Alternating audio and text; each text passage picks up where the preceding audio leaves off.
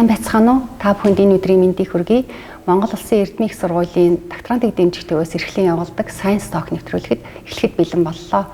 Энэ удаагийн зочноор Монгол Улсын Эрдэнэ их сургуулийн соёл судлалын профессорын багийн гишүүн доктор Монгол Улсын соёлын гавьяа сэтгэлтэн Төрийн Түлж Баатарчин оролцож байна. За танд энэ өдрийн мэндийг хүргэе. За баярлалаа. Танд бас энэ өдрийн мэндийг хүргье.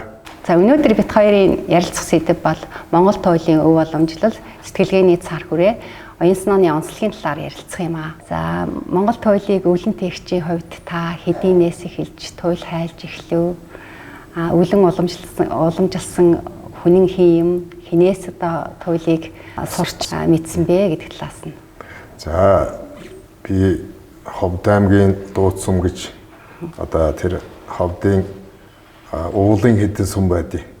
Тэр цастаа ууланд төрж өссөн тэр Алтан Уран хаан туульчдын одоо сүүлчийн гал голомтуулах одоо буйнараа оршин суусан тэр газар нь бол Ховдын Дууцсум байсан. Тэгээ Ховдын Дууцсумд бас тухайн үед бас нэг 2-3 галын туульчд байсан. Тэгэхээр тэр нэртэй сайхан туульчд дунд төрж өсөөд тэгээд мэдээж хэрэг миний анхны багш бол туул гэдэг юмыг надад мэдрүүлсэн энэ эрдмийг анх уламжилсан хүн бол миний аав живэрлэгийн Эрдэнэ цогт гэдэг хүн байсан. Тэгээд ааваасаа одоо тэр Өвлийн шөнийн уртад Өөхөн дангийн гэрэлд тэр туул гэж ийм их том соёл байдгийг анх мэдэж авчихсан. Тэгээд хожуу бас эн чин хөөхтийн тэр хоолоо бас хэлбэршээгүй тэр цагт шууд хайлуулдгүй тодорхой цаг дэс дараатай байдаг. Тэгээд уламжилт гэрийн сургалтаар л одоо алтаа хайлж энэ туул гэдэг юмыг анх хайлж мэдэрч энэ ертөнц рүү ингэж алхаж урсан. Туйл хайлдаг хугацаа бол янз бүр л гээл тэгдэлтэй одоо олон хоногоор хайлдаг хугацааны үед байдаг тий. Тэгэхээр та бол ер нь хамгийн урт хугацаанд ямар одоо туйлыг хайлж ирсэн бэ гэж сонирхоод асууж. За энэ Монгол туул ер нь хайлдаг үлрэл гэх юм бол намар өвлийн цагт болцоо хайлдаг. Лус унтчих цагт гэж ингэж үздэг. Тэгээд намар өвөл цагт энэ сайхан туульсыг хайлдаг. Тэгээд хаврын ихэнх сар одоо шинийн одоо эхний хэдэн өдрүүдэд хүртэл одоо туулыг хайлж болно гэж үздэг уртаар. Тэгээд одоо яг хуу туульсыг морь шүлэг орин ингээд аваад үсэх юм бол хамгийн богинохон туул бол 2200 морь шүлгээс л дээшээ. Тэгээд 10 хэдэн мянган морь шүлэг хүртэл. Одоо жишээ нь 6 төв настай Зул Алдар хаан гэхэд 10 хэдэн мянган морь шүлгээс ингэж бүтдэг. Тэгэхээр одоо сая тэр туул хайлах урт цаг хугацаа гэдэг бол үнэхээр амар биш. Одоо нэг туул сонирхдаг судлаачид, найруулагчид одоо тэр нарийн юуг мэдэн ш нэг энэ ходоо аваа хэр удаан үргэлжилж болох төвшинг. Тэгэхээр тэд нар бүр ингээд толгоос ихсэрдэг. Ягаад тэгэхээр одоо нэг 200 хүнтэй театр 3 хамгийн том концерт, бүр декад концертыг 3 цаг тоглодог гинэ. Тэгтэл одоо туулыг нэг хүн тоолол гэж нэрлэнэ. Одоо ийм давхар тийм шахаа хоржоо хоолойгоо тийм их нэлээд хүн тоолоогоор их олон цагаар хайлна гэдэг бол 3 юм зэрэг ажиллаж байгаа. Одоо ингээд товшуур хөгжмөд нь оюунаасаа тэр их шүлгэлсэн урт яруу найргийг одоо урсгаж гарч ирэх хэрэгтэй. Тэрнээс гадна тэр хоолоо гэдэг юм шаардлага хангасан бэлэн байх хэрэгтэй. Тэгээд яг одоо яг эдбээ хайлж явах үед нэг 30 хэдэн цаг 40 цаг хайлжсэн. Тэгээд одоо тэр нэг 5 цаг хайлна гэдэг хүртэл одоо бол биднэрт бол амаргүй болж ирж байгаа. Энэ чинь насны бас онцлогтой. Тэгтэл одоо тэр урт хугацаагаар хайлна гэдэг чинь ёстой жинхэнэ 2-3 өдөр л 3-4 шөнө хайлдаг шүү дээ. Одоо тэр уртаар хайлна гэдэг чинь. Ягаад тэгэхээр ороо нөгөө мал хөдөлсөний дараа туул эхэлж байгаа. Ерөнхий цагийн ингээд баримжаалаад бодоод үзэхээр нэг 9-10 цагийн үед эхлээл шөнө 4 цагийн үед одоо туульсан өндөрлөлтийн. Тэр ягаад өндөрлж байгаа гэхээр нөгөө малчин нүүдэлчин монголчууд чинь энэ шөнө бид нар туул сонсоод маргааш одоо малаа хариулахгүй гэх юм байхгүй. Тэр улс чинь маргааш бас мал сүргэ ажил ихтэй одоо тэр малчин хүнд чинь. Тэгээд маргааш нь тэр өөрсдөө бас нэг жаахан амрах цаг гаргаад ингээд өндөрлөдөг байсан юм байна л. Хожуугүй тэр учрыг бас ойлгосон. 3-4 шөнө үргэлжилнэ. Зарим туул бүр 5 шөнө үргэлжлэхээр тийм урт туул бас бий. Тэгээд ингээд туулс гэдэг энэ ертөнц рүү ингэж орсон. За дээр нь тэр туулсын сая нэгэнтэй хэмжээ асуучсан учраас буйл туулс, мөчлөг туулс гэх мэт тэр том багын хэмжээнүүдийн бас ингээд өөрийн гэсэн нэршилтэй энэ тийм туул байна, энэ тийм урт тийм байна гэдгийг бас баримжаалж болдог. Та өвлөн уламжлагч дотроос анхны эрдэмтэн судлаач гарч ирлээ шүү дээ. Тэгэхээр та энэ судалгаа хийхэд хэр зэрэг цаг хугацаа зарцуул өөрөө ийм өвлөн уламжлагч уран бүтээлч хүн байдаг. Тэгэхээр туйлсын судалгаа хийхээр ямар одоо талыг онцгой талыг нь та ер нь олж харваа. Өөрөө уран бүтээлч хүнээс ангид тийм.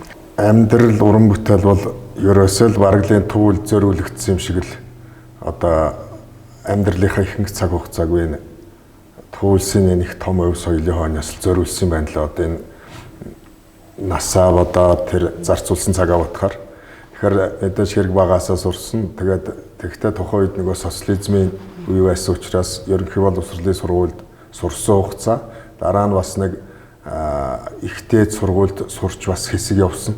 Тэр хугацааг нэг оролцуулаад тэр хугацаанд би нэг туулиасаа бас их хөндөрөг сургуулийн урлагийн үндэслэг за сургуультай холбоотой одоо бүхэл урлаг соёлын арга хэмжээнд оролцоод тэгээ явдаг байсан. Монгол туурхтны янз бүрийн арга хэмжээнд.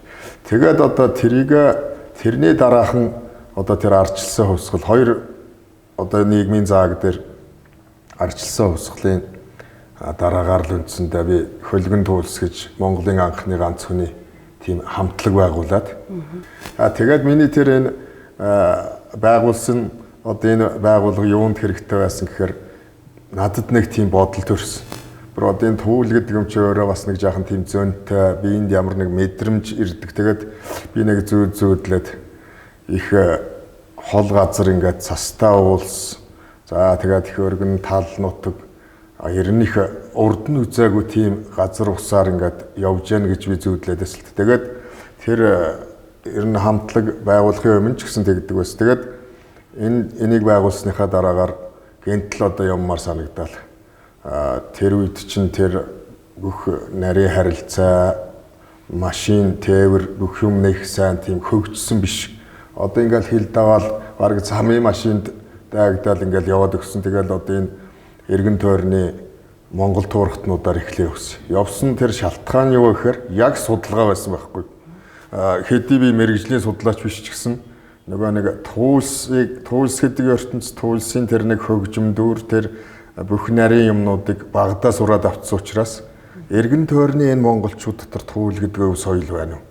За байвал манай энэ баруун хязгаарт байгаа энэ өв соёлоос том юм уу, жижиг юм уу, эсвэл хоолой нойр юм уу, хөгжим нойр юм уу? За тэр хайлахтаа урд нь зан үйл хийж яана уу, хийхгүй байна уу? Алтай хайлж яана уугүй юу гэх чинь бүр маш олон юм. За хөөмийн дуу хоолой дотор нь байна уу? За зан үйл хэрв хийдэг бол яадаг юм байна? Эний мэдий харъя гэх шиг л тийм л юм над бодогдол цаанаас. Тэгээд би үндсэндээ Монгол туурхтнаар нэг 4-5 жил яваад дараа нь одоо эсхий туурхтнаар тэгж явж ирснийхээ дараа явсан. Эсхий туурхтан гэдэг болохоор ч одоо баг ер нь Монгол туурхтны эсхий туурхтнаар анхны явсан хүн би өөрийгөө гэж боддог. Одоо ингээд баримт тухайн нөгөө энэ чиглэлд ингээд судалсан өөр хүн байна уу гэдэг шиг яг ингээд анхдагч тэр юугаар явсан юм байна лээ. Нийтдээ одоо тэгэл тэр эсхий туурхтнаар явна гэдэг бол бас амар биш байсан. Нөгөө дөрвөн том шашны ертөнц замд таарч байгаа. За тэгээ тэр исламын том ертөнц. За тэр үнэн алдартны шашны ертөнц. За буддын тэр соёлын ертөнцүүд энэ одоо Христ энэ бүгднгээр нь ингээд яваал тойрол тэр дунд тэр нүүдэлчд гэдэг юм дотор бас гайхалтай тийм эртний одоо ийм өв соёлууд бас зарим нь тасарсан, зарим нь тасарсан боловч улбаанууд нь бас байгаа. Тэгээд зарим газар зөвхөн тэр хөгжимт хурлаг нь их сайхан хөгжсөн, зарим газар дагнсан тэр хоолой хөөмийн их сайн хөгжсөн ч байх. Уламжил сайтай. Энэ бүх юмыг л ингээд ажиглал тойрсон. Зарим газрын соёл бүр манай Монголын соёлоос бүр хамаагүй залуунч бас мэдрэгддэг. Тэгэхдээ ер нь энэ эсхий туурхт нь тэр төргийн ертөнц, алтаа гэлтнүүдийн ертөнц бол ирнэх өвөг соёлтой шүү дээ. Ер нь одоо энэ Төв Азийн хамгийн сайхан том соёлууд Монголд байгаа тэр соёлтой дүүцхүүц бас тийм сайхан соёл тэнд бас харагддаг. Тэгэхдээ үнэхээр энэ манай туульсын үед бол үнэхээр Монгол бол гарцаагүй том юм байна гэдгийг л том одоо их үе шат болгонд байдаг их туйлуудтай тэгээд тоогоорооч болно. Тэгээд тэр дэг жаягнж их нарийн байна гэдгийг л одоо тэр 11 жилд л ерөнхийдөө мэдчих авсан. Судалгаа гэж мэдлгүүгээр дараа нөгөөдхийг чинь дэлхийн ертөнцид хүрэх бас нэг тийм зорилго над ороод ирсэн. Ягаад тэгэхээр нөгөө нүүдэлчдэр анх яваад нүүдэлчдийн энэ соёлын тухай ерөнхийдөө ном дээр баг хэвлэгдэх юмыг би яриад эхэлсэн чинь ерөнхийдөө намайг судалдаг тийм барууныхан ч юм уу газрын одоо ботход соёл судлаачид, угс хатан судлаачид, хөгжим судлаачид над дээр зөндөө ирж дараа нь бүр тэд нар чи урж эхэлдэг болсон. Тэгээд би одоо нөгөө тухайн үед тэгж ярьдаг л байсан 3 дахь ертөнцийн орн гэдэг. Одоо баруунд явж үзлээ. Дараа нь тэгэл ингээл баг бүх твүүдээр ингээ явсан. Тэнд би нэг талаараа түгээн дэлгэрүүлэх энэ соёлыг одоо тэр соёлт хүн төрлөختөнд Азийн өндөрлөгт ийм соёл байна гэдгийг яг амьдараа харуулах. Зүгээр ном дамжиж тэнд хүрч байгаа мэдээлэл биш. Амьдараа харуулах нэг одоо чухал тийм үнэхээр гоё цаг байсан. Тэгэхэд би эд залууч байсан, миний хоолойч сайн байсан. Тэгээ тэр газруудаар ингэж явсны дараагаар дэлхий дээр байгаа нөгөө бүх төвлөлтөө улсуудыг ерөнхийд нь очиод үзэж байгаа юм. Ерөнхийд нь тэнд байгаа бүх өв сан төвлөлтөө олбаатай л одоо над нэг ийм жижиг нэмгэн одоо тийм бичвэр олдсон ч тэрийг олж авдаг, том ном олдсон ч авчирдаг. Бүгдийг авчираад тэгээд үндсэндээ нэг 30 гаруй жил баахан цуглуулгатай болно шүү дээ. Судалгааны материалтай. Тэгээ байжсэн чинь намайг одоо манай нэртэй том эрдэмтэд тухайлбал одоо энэ Балчгийн Кату гэдэг хүн за бид нар бүр хамтарч ажиллаж эхэлдэг болсон. Ийш тийш явахад нар ч над ном захидаг. За манай бас соёлын урдаа бардаг эрдэмтэд энэ сайхан ингэж цуглуулж, ингэж хөвөрөө хөдөлмөрлж, өөрийн жинхэнэ алгаараа харж 10-аараа тэмтэрч мэдэрснээ юм а. Академик маягийн болгож эрдэмжүүл гэсэн даалгаврыг л өгöd байсан.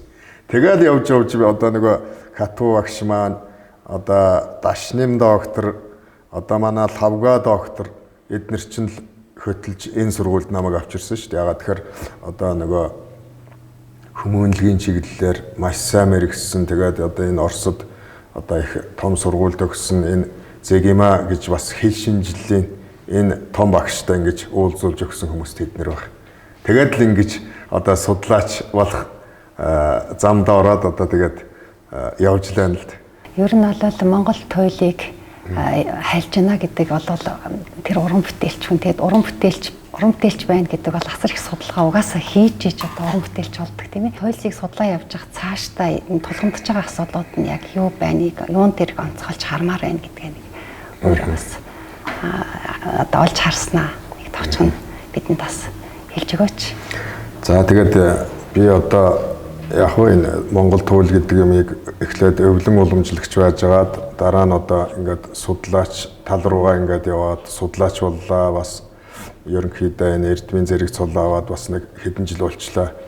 Тэгээд ингээд ботхоор энэ Монгол туйл гэдэг юм бол их том цар хүрээтэй урлаг учраас өвлүүлэх, уламжлуулах тал дээр хийх ажил мэдээж хэрэг маш их байна.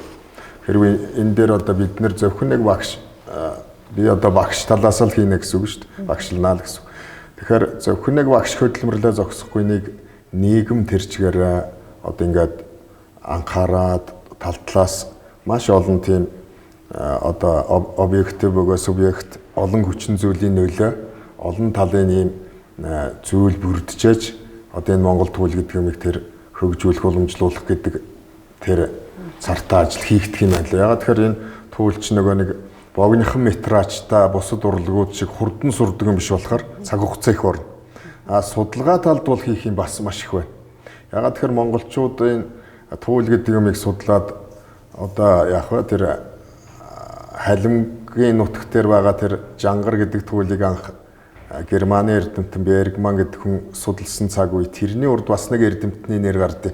Тэгэд тэр судалгааны цаг үеэс одоо хүртэл ингээд тооцоод үзэхээр 200 жил болсон мөртлөө дөрвтэй их туйл судлаагүй юм шиг надад санагдтыг. Ягаад тэгэхээр гэсэр жангар гэд лав 100 жил болцсон. Ялангуяа жангарын их судалсан.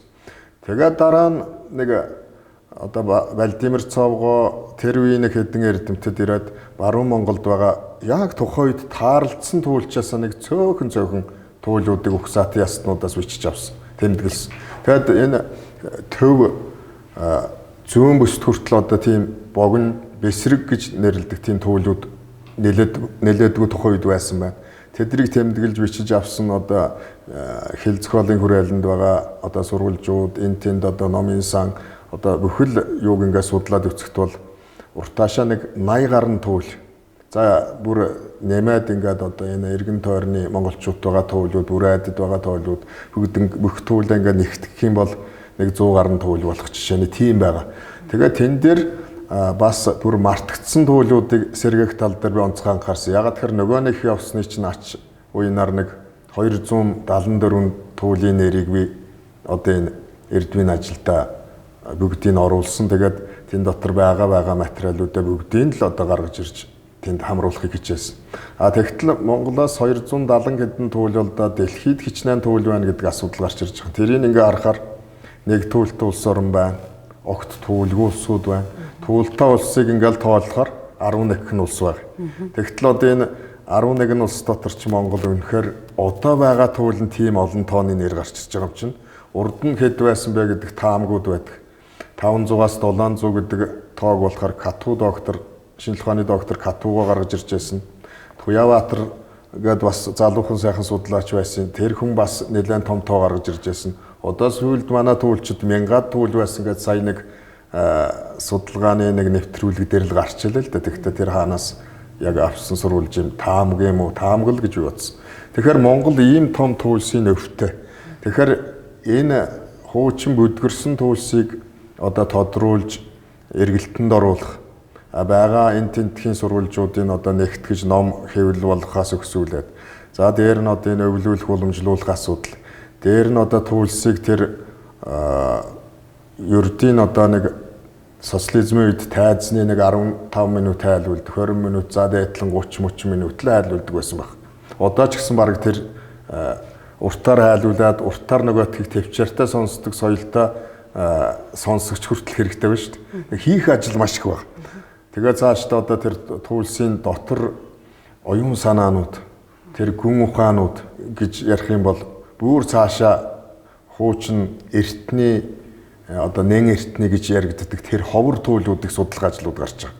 Одоо тэр саяны ярьж байгаа тэр судалгаан дотор энэ манай эрдэмтдийн хийсэн ажлыг ингээ харахаар голцоо баатарлаг туул судлагдаад байсан. Баатарлаг туул гэдэг тэр цаг үе өөрөө их том цаг үе юм байлаа л дээ. Бараг сүүлийн 1000 гаруй 1000 хэдэн зуун жил тэр чигээрээ тэр баатарлаг үед орж байгаа учраас баатарлаг туул их судлагдсан. Тэгэхээр тэр цаашаа бас одоо монголчууд тэр эхийн эрхт ёсны тэр малын эрх эцгийн эрхт ёс Овг аймгийн шинжтэй туулууд бүр адгууслаг цаг үеийн туулуудаа судлах тэн дээр бол үнэхээр ажил их байгаа. Тэгээд одоо ер нь бүдгэрхээс өмнө судлахгүй юм бол одоо нэг манай нэг судлаач тэр Бакуд очиж олон улсын нэг өвийн хуралд явж ирээд ярьж ирсэн. Хөө тэнд ч одоо нэг хэдэн туулч байсан байна гэсэн чинь одоо тэдний цээж баримл тэнд байна. Тэгээд нэг жуулчин хүмүүс тэр баримлын үзэж нэг хамт зураг авахулчаад ингээд л нэг ном зохиол байвал номын сангаар ордог хүн ч баргаалах. Тэгэхээр тэрий шиг болохгүй тулд энэ биетүүс соёлын өв гэдэг юм чинь эзэнтэйгээ хамт явчихдаг. Тийм учраас энэ дээр хийх ажил бол үнэхэр их баг.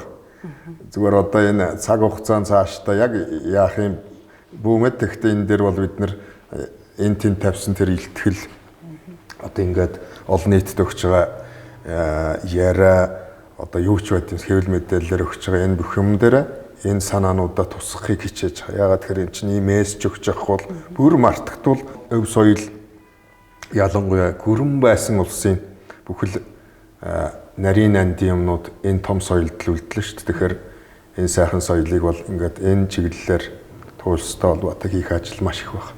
Тэгэхээр бас энэ тэнд яваа тэр өөрийн чаддаг хийдэг юмаа ингээд судлаад явна гэдэг бол үнэхээр нарийн мэдрэмж зарим үед шаардсан юмнууд байдаг.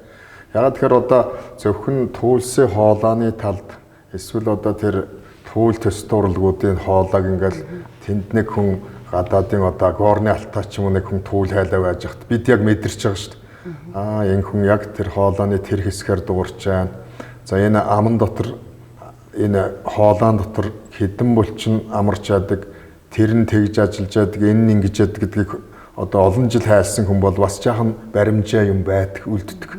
Тэгээд одоо тэр далд ертөнцтэй холбоотой одоо түүлчдийн бас нэг тийм нарийн өвдөс юм ярих юм бол байдаг. Бас тэр юмнуудаа бас одоо энэ судалгаанд тэр нарийн мэдрэмжээ бас ингэж оролцуулж явах юм бол тэр эрдэм шинжилгээний зарим ажил бас урагштай явахад нөлөөлөх юм болов уу гэж бас бодогддөө шүү. Ягаад тэгэхээр бас их олон өдөр удаан бодож байсан зарим нэг юмнуудын онцсон өглөөрт үүрээрч гарч ирж байгаа шиг заримдаа тэгж бодогддог юмнууд орж ирдэг юмнууд байдیں۔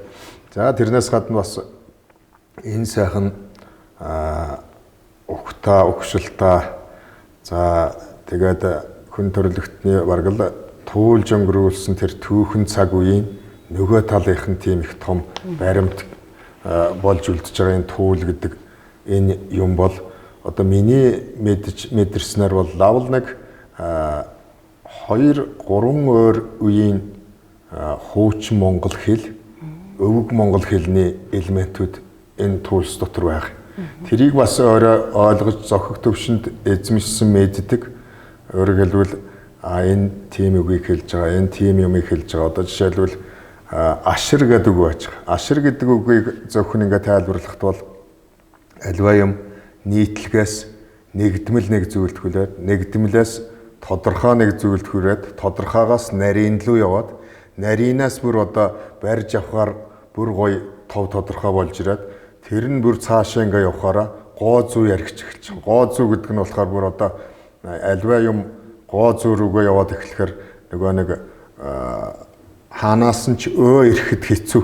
Тэгээ тэр нь цаашаа ингээ нарийсаа явахаараа одоо тэр ашир гэдэг юм руу хүрдэг. Ашир гэдэг юм нь болохоор баг орчин цагийн хэлээр нөгөө төгс төгөлдрөлөөгөө хөрч ийн гэсэн үг. Тэгэхээр ийм нарийн сайхан юмнууд бол энэ урлаг гэдэг тэр дундаа энэ туулс дотор бол үнэхээр байгаад байгаа нь мэдрэгддэг. Тэрийг мэдрэхээр их баярлдаг хүн чинь. Тийм л сайхан одоо ертөнц тэгээд бас амаргүй харахад амар юм шиг харагддаг. Тэгээд одоо энэ дээр би нэг тодорхой нэг жишээ ярихад манай тэр Ахмад туулчид 60 хэдэн онд 50 хэдэн онд хэл зохиолын хүрээлэнгийнх нь том эрдэмтэд ураад энд авчирж байсан юм байна. Зарим нь өөрсдөө тэнд очиж сурвалжилж байсан. Хаяа нэг очтгол байсан юм байна л.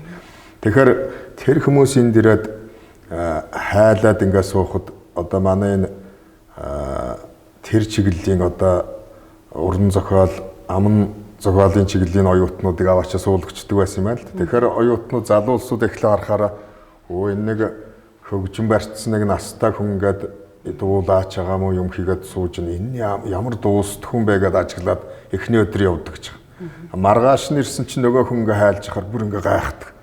Хөөх энэ хүн чи ядардгүй мүү гэд. Тэр бол амаргүй ажил гэдгийг тэгээ мэдэрч эхлээд тэгээ 3 дахь 4 дахь өдрөөс бүр ингээ хөндлөдөг байсан гэж. Тэгээ би анх амьдралдаа одоо ийм жинхэнэ амьд туулч гэдэг шиг ийм хүнтэй хамт очиж уулзаж үзлээ. Энэ хүн тэр холоос тэр их уулнаас ирсэн юм байна. Ийм хүмүүстэй байх чи ямар сайхан. Тэгээд ийм хүн ингээ хараад байхад тийм их элвэг биш юм байна гэдгийг одоо тэд нар мэдрээд тэгээд тэднэр дотроос ч бас зарим мундаг аман зохиол за энэ өв уламжил судлаачд бас гарч ирсэн байдаг. Тэгэхээр эн чинь бас л одоо цаагаараа тийм монгол хүнийг хүмүүжүүлэх, монгол хүний тэр оюун санааг нээх, тэр их урд урдын нарийн анд нь тэр оюунлаг хүмүүсийн тэр бүх цаг үеийг туулж ирсэн энэ шигшмэл соёлыг ойлгоход тийм чухал дэвт замууд байдаг гэдгийг л бас ингэж харуулж батлаад гэрчлээд байгаа гэсэн ийм л зүйл ажиглагч байгаа. За ингээд судалгаа хийгээд, хээрийн шинжилгээ хийгээд одоо маш ховордож, алга болж, устж алга болж байгаа юм туйлуудыг цуглуулад 200 гаруй тийм шин содон туйлуудыг ингэж цуглуулсан байна. Тэгээд энэ цаашдаа одоо тулгамдж байгаа асуудал гэвэл өвлөн уламжлуулах, түгээн дэлгэрүүлэх асуудал дээр нэлээд асуудлууд тулгамдж байна гэдээ өөрөө ярьж байна л да. Тэгэхээр цаашдаа яг энэ асуудалтай холбоотойгоор юу хий гэж бодож байна?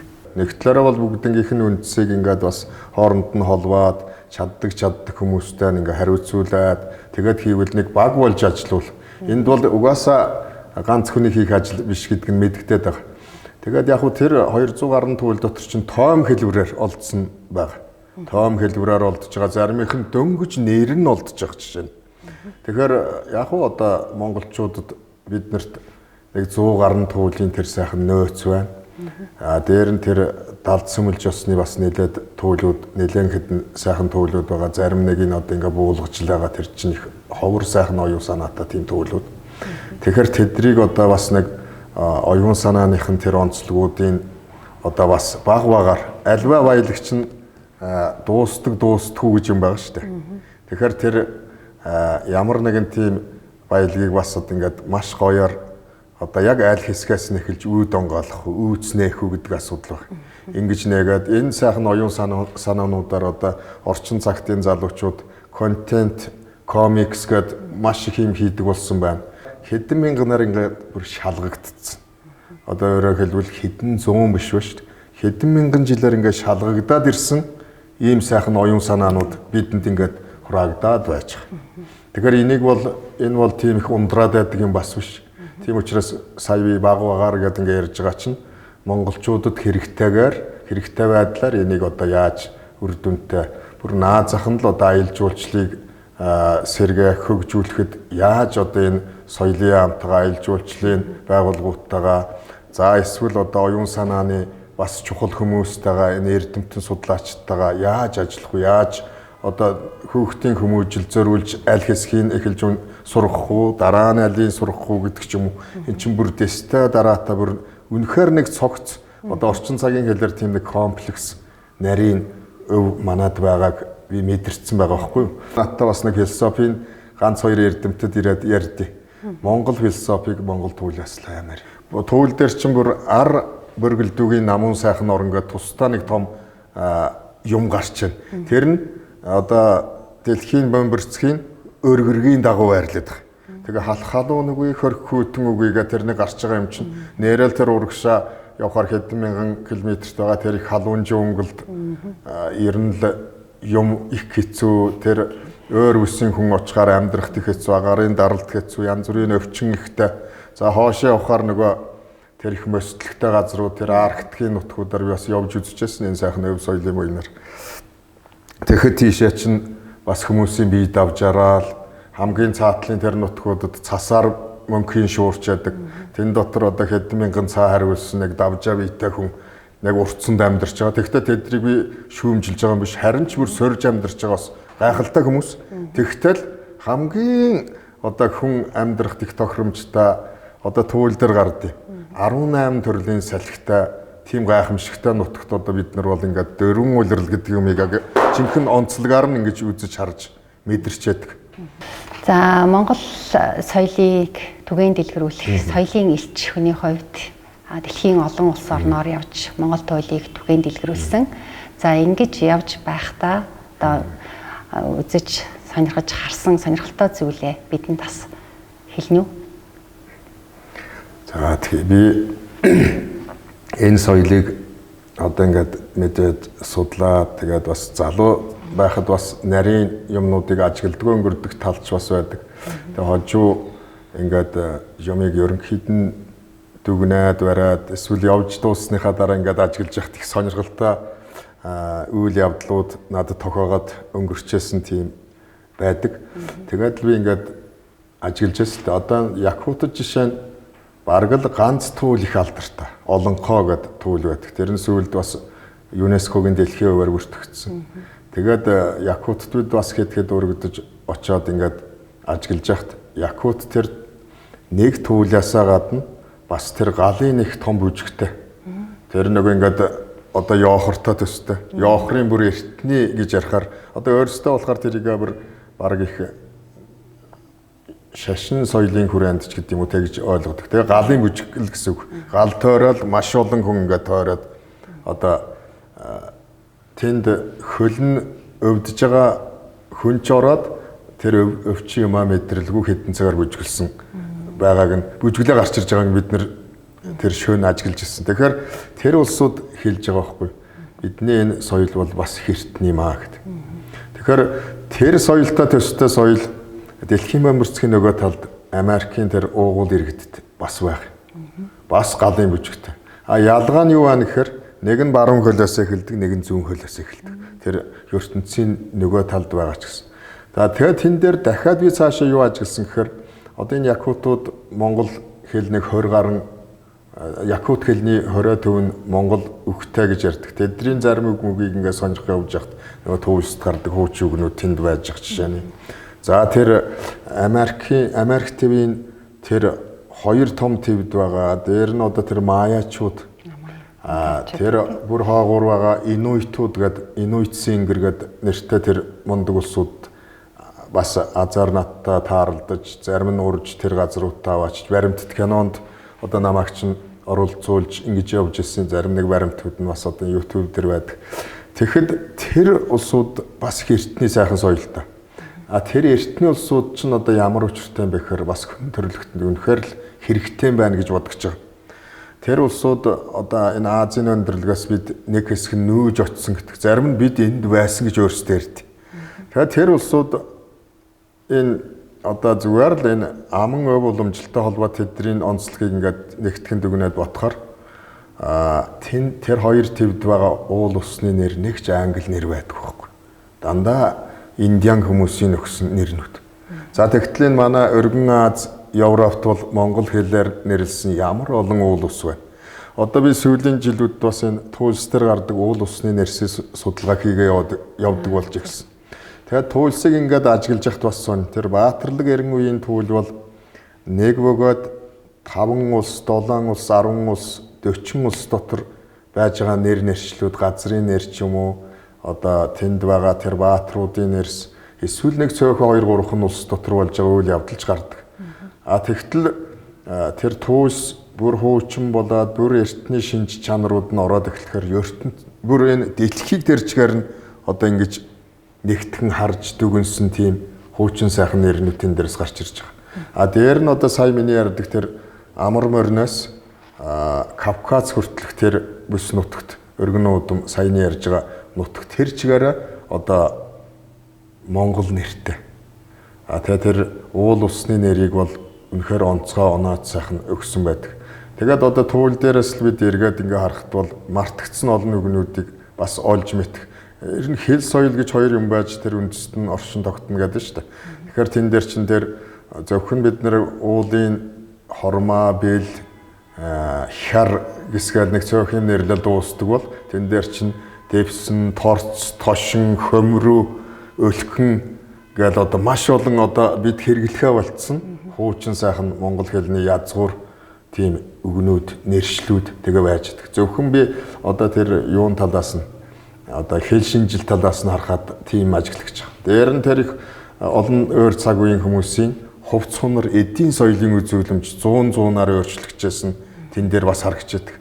Тэр үетэйгэл одоо тэр ганта 100 жилд ард түмэн яадаг байсан. Энэ хойд Сибирь гэж нэрлэдэг байгаа чинь Оросууд жаахан хатуугаар тэр Вэвсгийг нэрлэлсэн. Шивэр, хар шивэр өө гэдэг нэр байсан ба шүү дээ монголчуудын. Шивэр гэдэг нэр чинь сүүлд Сибирь болцсон. За тэгэл тийм сайхан тэр хуучин хэрглэж бас тэр Сибирь рүү явж орж тэр модонд орж тэр мал сүргээ авч үлдэж одоо тэгээд тэр ган тайлагдсны дараа тэр улсууд одоо ялангуяа тэр хэдэн 100 биш хэдэн мянганаар тоологддог ястай ухсаатнуудын тэр болсон амьдралын түүх юм ингээд ажиглахаар тэгж тойрч явчих. Тэгжээж тэр дараа нь тал нутагт гарч ирээд тал нутагт яадаг гэхээр энэ өргөн удам нутагт модгүйч гэсэн ийм газар чинь мал өсдөг юм байна. Мод ихтэй газар хичнээн гоё байгальтай ч гэсэн тэр мал тийм амар өсдөггүй тийм мэдрэгч эхэлж шít одоо би энэ туваад явж байгаа том эрдэмтдтэй бас уулзаад энэ дээр яг санал нэгдэжсэн. Үнэхээр одоо энэ Монголын тэр тал нутаг энд одоо нэг өвс сургамал жигдэрсэн хэдэн сайхан жилүүд бол тэр амьдрал ах өнбөр сайжирдаг. Тэгээд одоо баян цагааны өвгөн, аргил цагааны өвгөн гээд дээд их мөнх настууд, дээд их өөтгчдийг газарт буулгасан дүр гэж ярьдаг. Тэр бас тусгал жижигэрсээр манай нарт дээр ирж байгаа туул мөн боловч тэн дээр гарч байгаа тэр сая ярьж байгаа тэр ялангуяа Баян цагаан өвгөн гэдэг түүл дээр болохоор одоо тэр саяны миний ярьсантай холбож дүүцэхээр буман жилийн 100 авчирсан Баян цагаан өвгөн гэж нэрлэж байгаа. За буман жилээ бай гэхэд нэг одоо нэг буман жил чинь 100 мянган жил. 100 мянга болох уу? За тэгвэл нэг 10 мянган жил ч юм уу 5 мянган жил болсон тийм түүхүүд тэр зуныг яаж авчирсан бэ гэхээр ертөнцийн дэлхийг тэр дээр өөр үдирдэг юмнууд байна. Далд ертөнц дотор маш их юмнууд байна гэдгийг л тэнд агсаар зөвхөн тэр өгүүлбэрээр хилцсэн байж байгаа. А тэр дээшээ бүр хуучин туйлуудэр болохоор тэрний утга учрууд, арга замуудын тайлбарлагдсан байдаг. Тэгж тийм тахилга хийж яаж тэр хатуу ширүүн улирал нь багснаа, тиймийг хийж яаж тэгнэ гэсэн тэр нарийн юмнууд нь тэнд байж ах жишээ нь. Одоо бид бол зөвхөн лус савдаг аргадах, зөвхөн нэг уултай харьцах тухай тахилгууд нь хүн төрлөختөнд үлдэж байна гэдэг чинь бас тэр том уламжлууд их ядуурч их багасж байгааг нь шинж болоод байгаа. Тэгэхээр ерөөсөө эндээс сурах юм маш их байна. Энийг одоо үнэхээр одоо Монголд философчд гэж байдаг бол эндээс маш олон дүгнэлтүүдийг гаргаж ирж энэ нүүдэлчдийн амьдралын нууц гэдэг юм энд байдсан байна гэдгийг үнэхээр одоо гаргаад ирэх боломжтой. Энэ нүүдэлчин амьдрал гэдэг юм чинь бас их олон юмны ангатагч шин чанарыг харуулсан ийм гоё одоо уламжил. Дээр нь одоо энэ эсхийг эрийг л зөвхөн ингээд дээр үед манай нас туусууд ярахтаа дээд 8 аймгийг дэргэд мэт буулгаж ирснийг Монгол гэр гинэ гэд. Тэр өрх тооноор нь ингээд нэрлэлж шít. Газар хөдлөлт боллоо нөгөө үлдчихлээ. Гэх жишээний одоо их олон давуу талтай тэр нүүлээ бүрээ цэвэрлээ. Хэдэн сарын дараа ногоо өв сургамал ургаад ямар ч газар бохирдуулж байгаа юм тэнд алга. Гэх жишээний ийм сайхан одоо зүйлүүд л ингээ харьцуулахад ажиглаж байгаа. Ер нь бол энэ Монгол туйл дотор тий үнэхээр монголчуудын тэр оюун санааны одоо цар хүрээ ямар их өргөн юм бэ гэдг нь л яг энэ Монгол туйл дотор ирсэн гэдэг нь бол яг одоо маш олон жил одоо туйлж тэгээ дээрээс нь судлаач хүний хувьд ингээд судалсан бүтээл энтрээ ингээд эргүүлээд ингээ харахад бол ерөөсөө л монголчуудын ухаан Монгол дээр оюуны цар хүрээ энэ туйл дотор л ерөөсөө цөмөөрөө байгаа юм байна, цогцоор нь байгаа юм байна гэдгийг л олж харсан байж тээ таны хувьд тийм. Үнэхээр одоо гайхамшигтай тийм соёл, үнэхээр одоо гайхамшигтай одоо хязгааргүй, шавагдшгүй тийм их оюуны соёл энэ Монгол туйл дотор байгаа юм байна. Тий, тэр судалгааны ажил хийж явах ч гэсэн надад ажиглагчсан. Юу ажиглагдсан гэхээр Дэлхийн соёлын өв, дэлхийн өвийн конвенц гэдэг одоо ийм дэлхийгээр хүлээн зөвшөөрүүлсэн соёл шинжилх ухаантай боловсролтой холбоотой конвенцүүд 60-аад оноос хойш гарч ирсэн байл. Тэрийг ингээд хараад ажиглаж ясан чинь эхлээд конвенцүүд явж байгаа дараа нь 5 айс хавд хүн төрлөختний соёлыг баг бие тус соёлыг ялангуяа хуваагаад 5 айс хавд дотор бие болон бие тус соёлыг ингээд ойлгож эхэлсэн сүйд тийш байгаа. Тэгсэн чинь одоо яасан гэсэн чинь 7 айс автай болсон. Тэгэхээр тэр 7 айс ав дээр туулыг ингэж тавиад аль категорид нь орох юм бэ гэж харахаар нэг харахаар аман уламжил гэдэг тал руу орж, нэг харахаар соёл руу ороод ингээд тэгээ дараа нь тэр хөгжим за тэгэл тэр ертөнцийг үзэх үзэл тэгэл бүх юм ингээд сүлд яруу найр гэдэг юм уу ингээд дотроос нь юм ингээд тус нь ингээд оруулаад үтсэн чинь нөгөө 7 айс аваас ямар нэгэн өв соёл ба штэ. Нэгийнхэн шинжийг хадгалж яхад юм бол тэр дэлхийн хэмжээний том хэдэн үеэрээ байсан гэдгийг л батлагдах юм бол тэр чинь дэлхийн соёл болчиход байгаа. Тэгтэл манай энэ туул гэдэг юм чинь тэр 7 айс авын бараг 5-аас 6-гийн шинжийн дангаараа гаргаж ирэх гээд байгаа байхгүй. Тэгэхээр их олон юм дотроос нь ялтч хөл гарч ирээд байна л да. Тэгэхээр энэ туул гэдэг юмыг одоо бас тэр болгон тэр 200 дэлхийн одоо 190-хэд 200-аад улс байна. Энэ дотор туултай орон 10 хэдхэн байгаа шүү дээ. Тэгээ тэр 10 хэдэн улсыг ингээ хараад байхад нэг болохоор эртний улсууд, нэг болохоор гүрэн байсан улсад туул байгаад байсан байна. Эртний улсууд гэдэг нь болохоор харахад нэг одоо нэг жижигхэн угсаат шиг харагдчихавч бүр хэдэн мянган жилиг тэр нэрээрээ туулцсан. Тэр хожуу гарч ирсэн одоо залуу угсаатан ястнууд эсвэл одоо энэ юу ч гэдэг нэг залуу улс орнууд эргэн тойронд бас байгаа шүү дээ. Хэдхэн 100 жилийн түүхт.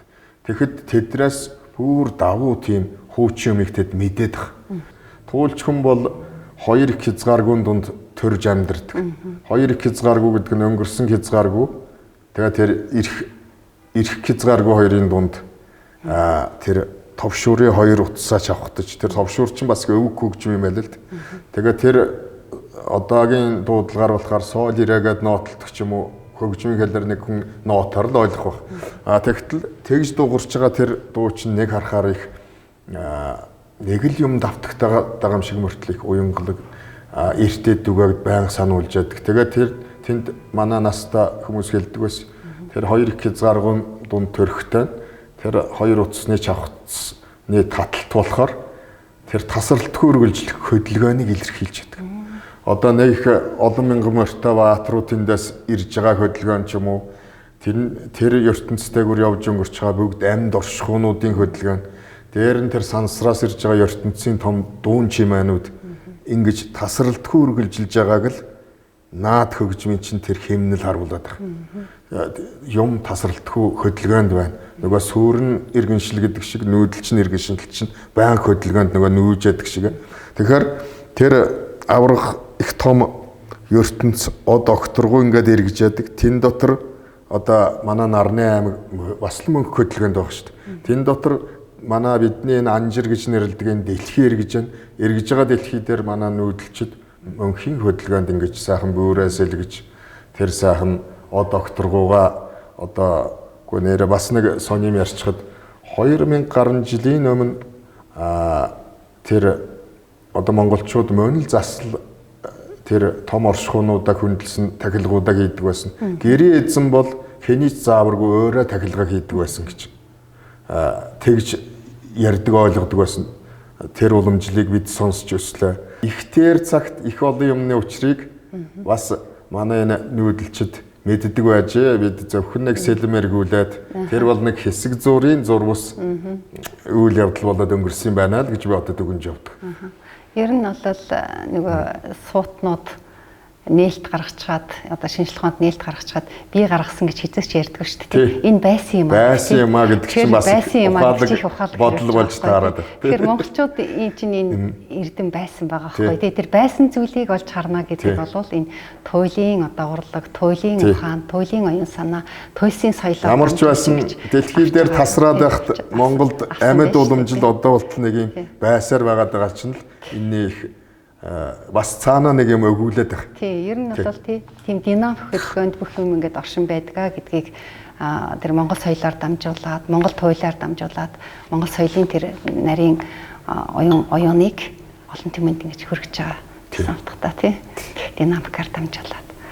Тэгэхээр ер нь бол туйст байгаа тэр эрдэм мэдлэг бол байсан. Тэрэн дотор бол одоо шинээр бид нар нээж олох тий. Гэхдээ тэр байсан зүйлийг нээж олох нь л айгүй чухал. Тийм учраас одоо судалгаа өргөжлөх ёстой. Судалгаа өргөжлөх ёстой гэдгээр хоёлаа яриагаа дуусгах нь шүү дээ тий. Тэгэхээр гайхамшигтай тий. За баярлалаа танд тий. За хураа.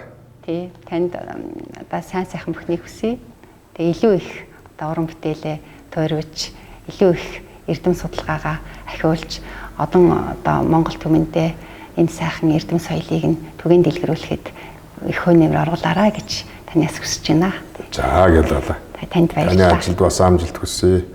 Ярилцах боломжийг олгож байгаа энэ Монгол Улсын эрдэмийн их сургуулийн энэ профессорын баг бас нийт одоо энэ багш ажилчид эрдэмтэн судлаачид оюутнуудад тэр оюун нь окторгуугаас шимлэх болтугай гэсэн ийм ёроолыг тавья.